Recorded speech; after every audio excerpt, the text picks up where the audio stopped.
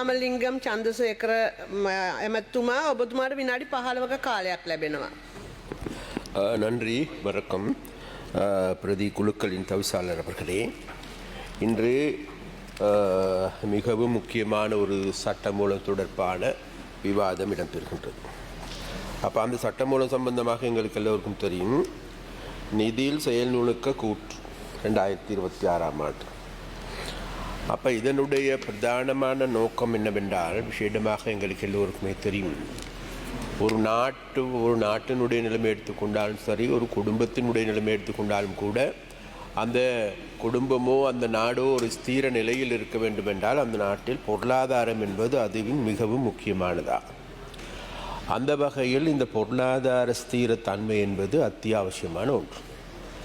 அப்போ எங்களுடைய நாட்டினுடைய பொருளாதார ஸ்திரத்தன்மை எங்களுக்கு எல்லோருக்குமே தெரியும். கடந்த 2022 ஆண்டு இது பாரிய சீர்குலைவுகளுக்கு உள்ளானது. அதன் காரணமாக 2022 ஆண்டு ஏப்ரல் மாதம் 12 இந்த நாடு ஒரு வங்குரோத்தடைந்த நாடென அறிவிக்கப்பட்டது. அப்போ அதன் காரணமாக நாட்டில் எங்களுக்கு எல்லோருக்கும் தெரியும், பாரிய நெருக்கடி, பாரிய வரிசை யுகம் இதில் பாரியதொரு பிரச்சனையாக மாற்றப்பட்டது. அது மாத்திரமல்ல, அன்றைய காலகட்டங்களில் ஆட்சியில் இருந்தவர்கள் அடித்தும் விரட்டப்பட்ட ஒரு சம்பவம் கூட இருக்கும். அப்போ இவ்வாறான நிலைமையில் இருந்த போது தான் எங்களுக்கு எல்லோருக்குமே தெரியும், கடந்த செப்டம்பர் மாதம் இந்த நாட்டினுடைய ஜனாதிபதியாக அனுரகுமார் திசாநாயக்க அவர்கள் பொறுப்பேற்கின்றார். அப்போ அந்த நிலைமைகளோடு எங்களுக்கு இந்த நாடு ஒரு வங்குரோத்தடைந்த நாடு, பொருளாதார ரீதியாக நெருக்கடிக்குள்ளாக்கப்பட்ட நாடு, அதே போன்று பொருளாதார ஸ்திரமற்ற தளம்பல் நிலையில் இருந்த நாடு, வங்கிகள் அனைத்தும் தளம்பல் நிலையில் இருந்த ஒரு நாடு. அப்போ அவ்வாறான ஒரு நாடு தான் எங்களுக்கு கிடைக்கிறது. அப்போ இந்த நிலைமையில் இருந்து முதலாவதாக நாங்கள் இந்த நாட்டில் வாழ்கின்ற மக்களுக்கும் கூட நாங்கள் பிரதானமான வாக்குறுதி தான் வேறு எதுவுமல்ல, இந்த நாட்டினுடைய பொருளாதார ரீதியான ஸ்திரத்தன்மையை உருவாக்கி இது நாள் வரைக்கும் தளம்பல் நிலையில் தடுமாறி கொண்டிருக்கின்ற எமது நாட்டினுடைய பொருளாதாரத்தை மீள கட்டியெழுப்புவது அல்லது அதற்கான அடித்தளம் இடுவதுதான் எங்களுடைய பிரதானமான நோக்கமாகவும் குறிக்கோளாகவும் இருந்தது. அப்போ அந்த குறிக்கோளை அடையும் முகமாக கடந்த 7 மாதங்களுக்கு பிறகு நாங்கள் திரும்பி பார்க்கின்ற பொழுது இன்றைக்கு எங்களுக்கு ஒரு திருப்திகரமான சந்தோஷமான ஒரு சூழல் ஏற்பட்டிருக்கும். அதாவது இது நாள் வரைக்கும் ஒரு தளம்பல் நிலையில் இருந்த ஒரு ஸ்திரமற்ற நிலையில் இருந்த பொருளாதாரம் இன்றைக்கு ஒரு நிலையான ஒரு ஸ்திர தன்மையை நோக்கி வந்தடைந்திருக்கிறது.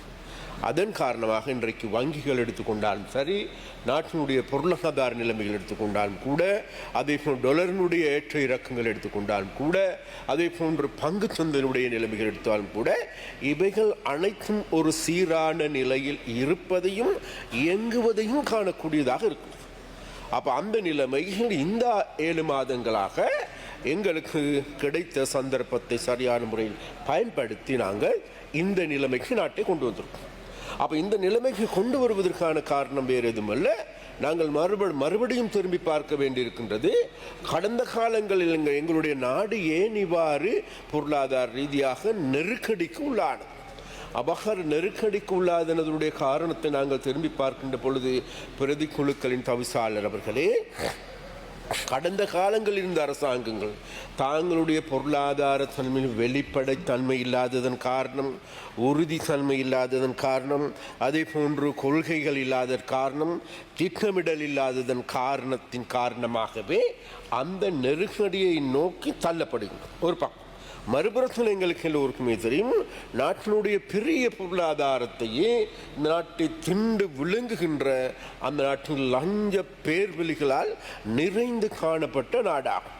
அப்போ இவ்வாறு லஞ்ச பேர்வழிகளால் நிறைந்து காணப்படுகின்ற ஒரு நாட்டினுடைய பொருளாதார ஸ்திரத்தன்மை ஏற்படுத்துவது என்பது கேள்விக்குறியாகும்.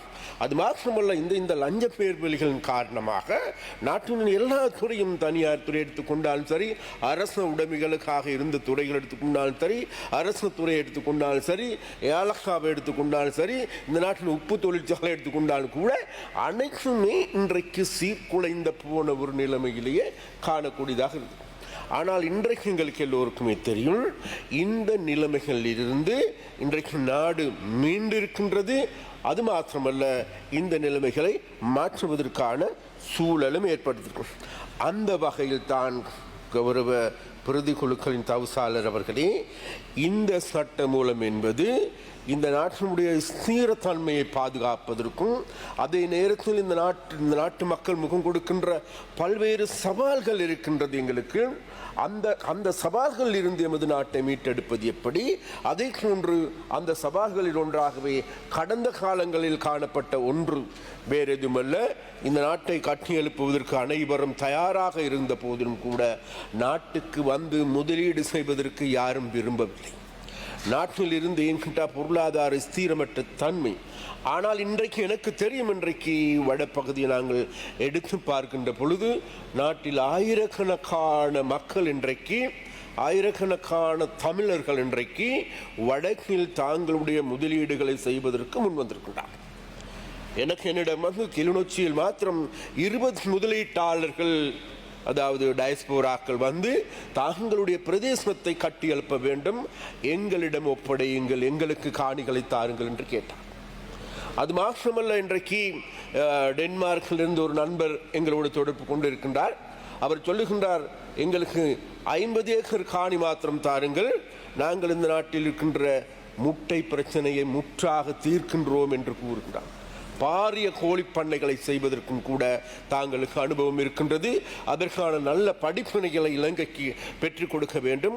அதிலும் கிளிநொச்சியில் இருந்து இவ்வாறு செய்ய வேண்டும் என்றால் கிளிநொச்சி என்பது தாங்களுடைய ஊர் என்று கூறுகிறார். அப்ப அதை போன்று இன்னும் ஒரு நண்பர் கூறுகின்றார், அவரும் டென்மார்க்கை சேர்ந்த, அவர்கள் வந்து வெளிநாட்டுக்கு ஏற்றுமதி செய்கின்ற மரக்கறியை மாத்திரம் நாங்கள் உற்பத்தி செய்கின்றோம், எங்களுக்கு காணித்தார். அது மாத்திரமல்ல, ஆயிரக்கணக்கான தென்னம் பயிர்களை செய்கின்றோம், எங்களுக்கு காணித்தார்கள். அது மாத்திரமல்ல, இன்றைக்கு எங்களால் உருவாக்கப்பட போகின்ற KKS தொழில்பேட்டையில் பல்வேறு கணக்கான, அதாவது பல்லாயிரம் கோடி டாலர்களை கொண்டு வருவதற்கு, முதலீடுகளை செய்வதற்கு பலர் இன்றைக்கு முன் வந்திருக்கின்றார். அப்ப அந்த வகையில் இன்றைக்கு எடுத்துக்கொண்டால் பிரதிக்குழுக்களின் தவிசாளர் அவர்களே, கடந்த காலங்களில் எங்களுக்கு நாட்டுக்கு வருவதற்கும் கூட பயந்து கொண்டிருந்த, அஞ்சிக் கொண்டிருந்தவர்கள் இன்றைக்கு எங்களுடைய நாட்டுக்கு வரலாம், முதலீடு செய்யலாம் என்கின்ற ஒரு மனநிலை வந்திருக்கிறது. அது எங்களுக்கு கிடைத்த வெற்றி. நாங்கள் இந்த 7 மாதங்களில் நாடுக்கு இந்த இனி மீள முடியுமா என்கின்ற நிலையில் இருந்த பொழுது, இன்றைக்கு அந்த நிலையில் இருந்த நாட்டில் இன்றைக்கு பெரும் திரளானவர்கள் முதலீடு செய்வ முன் வந்திருப்பது வரவேற்கத்தக்க கூடியபடி. அது எங்களுக்கு கிடைத்த வெற்றியாகும். அந்த வகையில் இன்றைக்கு எங்களுக்கு எல்லோருக்குமே தெரியும், பிரதிக்குழுக்கள் தவிசாளர் அவர்களே, இந்த விசேடமாக எங்களுக்கு இந்த இன்றைக்கு நாங்கள் உரையாடுகின்ற இந்த விடயம் என்பது 2026ஆம் ஆண்டு 2030ஆம் ஆண்டுக்கான, அதாவது பொருளாதார இலக்குகளை அடைகின்ற திசையை நோக்கி செல்லுகின்ற போது அதில் எதிர்கொள்ளப்படுகின்ற பிரச்சனைகள் என்ன, சவால்கள் என்ன, அந்த சவால்கள் வந்து மீண்டெழுவது எப்படி, அதற்கான செயற்திட்டங்கள் எப்படி என்பதை உரையாடுகின்ற வேலை. அப்போ அந்த வகையில் நாங்கள் நினைக்கின்றோம், எங்களுக்கு அந்த வேலைகளை செய்வதற்கு எங்களுடைய அமைச்சர்கள் மிகவும் திறமையானவர்களாகவும் அதற்காகவே தாங்களுடைய அர்ப்பணிப்பு செய்கின்றவர்களாகவும் இருக்கின்றார்கள். அதனால் அதற்காக வேண்டி நாங்கள் கூடுதலாக எங்களுடைய பங்களிப்பை செய்வோம் என்பதை கூறிக்கொள்ள விரும்புகின்றோம். அதே போன்று எங்களுக்கு எல்லோருக்குமே தெரியும், இறுதியாக நான் ஒரு சில வார்த்தைகளை கூறியாக வேண்டும். கடந்த வாரம் விசேடமாக செம்மணியில் ஏற்பட்ட பிரச்சனை. அப்போ செம்மணி புதைக்குழி என்பது பிரதிக்குழுக்களின் தவிசாளர் அவர்களே, எங்கள் எல்லோருக்குமே தெரியும், அந்த பிரச்சனை மிகவும் முக்கியமான பிரச்சனை, ஒரு கூருணர்வு மிக்க பிரச்சனை. ஏனென்றால் கிருஷாந்தினுடைய கொலை என்பது அது பல வருடங்களாக வழக்கு விசாரிக்கப்பட்டது.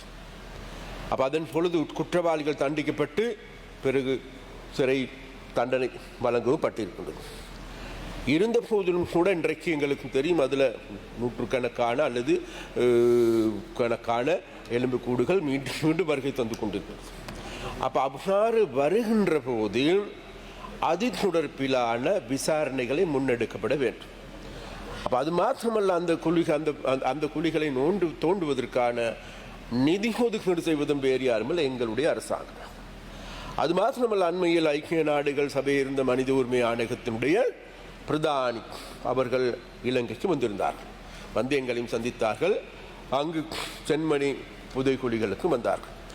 வந்த போதிலும் கூட அதன் பிறகு நாங்கள் அவங்களோட கூட மிக தெளிவாக கேட்டுக்கொண்டு ஒன்று தான், வேறு எதுமல்ல, இந்த நாட்டில் இருக்கின்ற இந்த இந்த இந்த உடல்கள் அல்லது சிதைக்கப்பட்டிருக்கின்ற நிலைமைகளை கண்டறிவதற்கு, விசாரிப்பதற்கு, பரிசோதனை செய்வதற்கான அதற்கான இயந்திரங்களையும் பெற்றுத்தாருங்கள், அதற்கான உபகரணங்களையும் பெற்றுத்தாருங்கள் என்று கூட நாங்கள் அவர்களிடம் கேட்டிருக்கின்றோம். அது மாத்திரமல்ல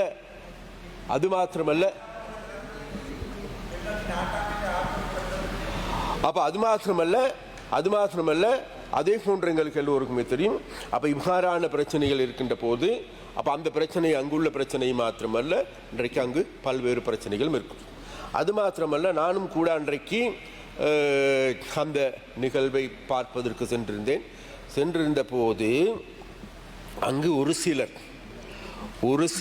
10 பேர் 15 பேருக்கு இடைப்பட்டவர்கள் எங்களுக்கு எதிராக ஸ்லோகங்களை அல்லது கோஷங்களை எழுப்பினார். ஆனால் நான் முதலில் சென்று அங்குள்ள மக்களை சந்தித்தேன். அவர்களோடு உரையாடி கொண்டிருக்கின்ற போது அங்கு திட்டமிட்டு ஏவப்பட்டிருக்கின்ற ஒரு கும்பலால் ஏற்பட்ட செயற்பாடு. நிச்சயமாக அதன் பின்னர், அதாவது அங்கு இருக்கின்ற மக்கள் மீது எந்த விதமான குற்றச்சாட்டுகளை நாங்கள் முன்வைக்கப் போவதில்லை.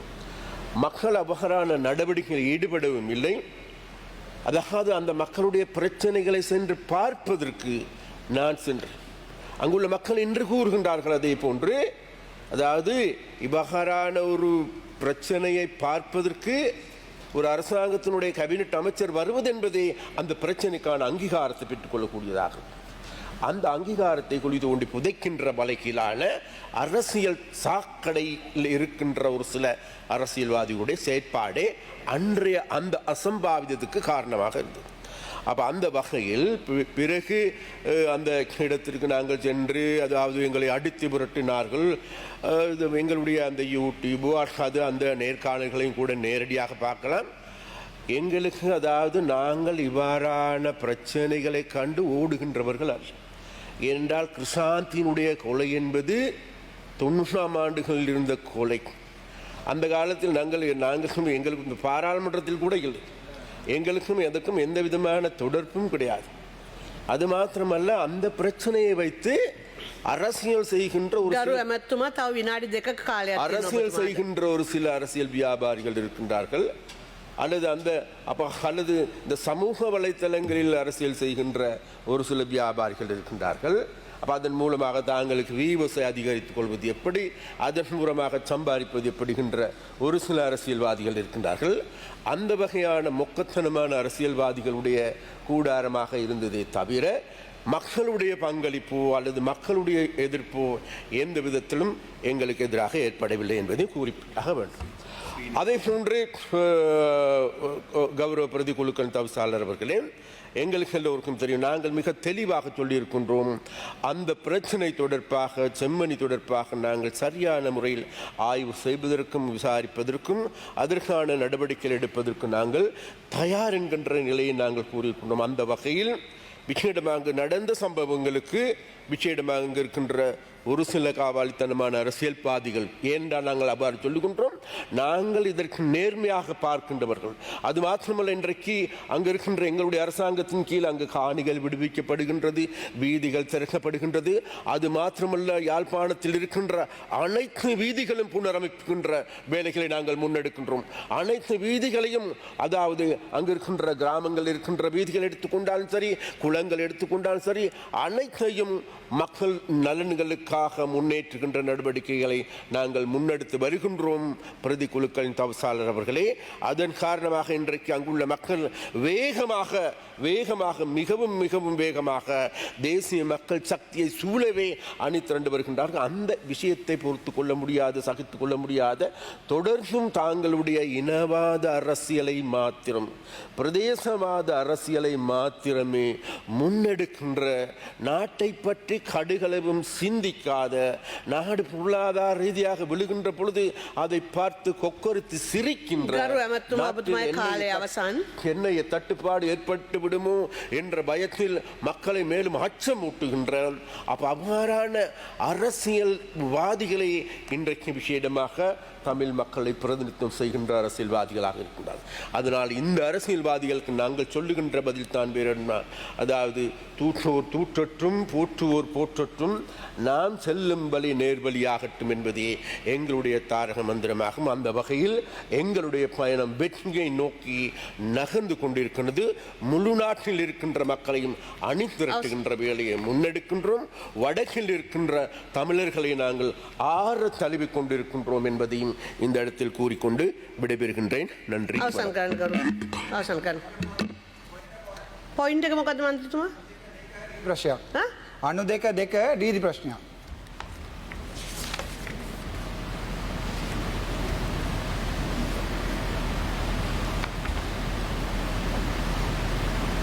අනු දෙකේ නීති ප්‍රශ්නයක්.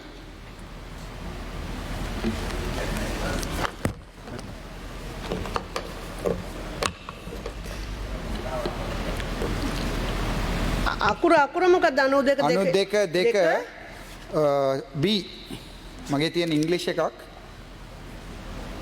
B. තප්පර 30න් ඉවර කරන්න. thank you.